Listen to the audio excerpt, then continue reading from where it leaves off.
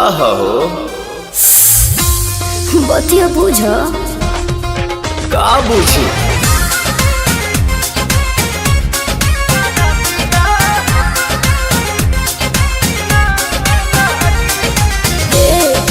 का हो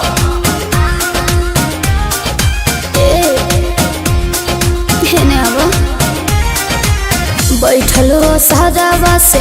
आजाना रूम में चानी जानहानी संगे काट मन सुन में आओ ना बैठलो सादावा से आजाना रूम में चानी जानहानी संगे काट मन सुन में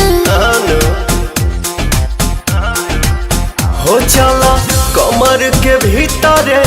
हमहू बानी हिटरे मजा तो के मिली जैसे आगी तो चप धन हो सरदिया ना लागी मजा मिली तो हरदिया ना लागी चप धन हो सरदिया ना लागी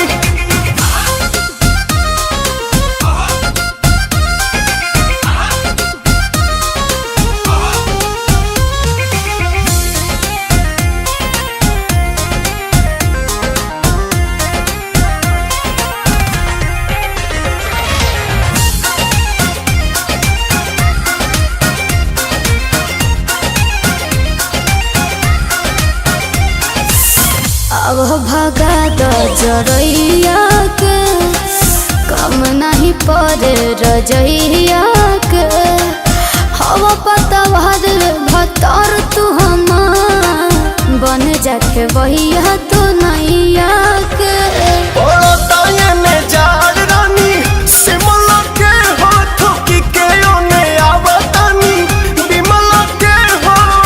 सजल व्यंजन करे द मनोरंजन मनवा भइल बा हमरो बागी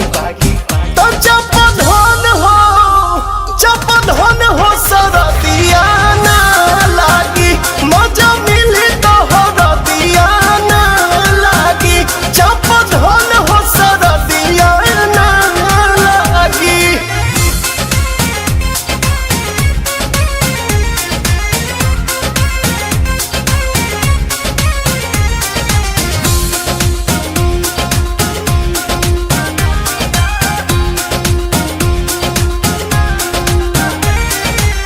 मेहर के होते काहे का पहतर देह कठुआइल खाली भापतर चूल्ही में लवना डाली तो पोतर बानी बोलावत तो सारा पहतर खोली के होने फेंक देनी इनरिया जानू पलंगिए पहोइयो जे दिनरिया जानू पीला प्रेम रस गोरी कोरवे में कस गोरी कहबे नु भाग धनी जागी तो चप धन हो सरदिया ना लागी मजा मिली तो हरदिया ना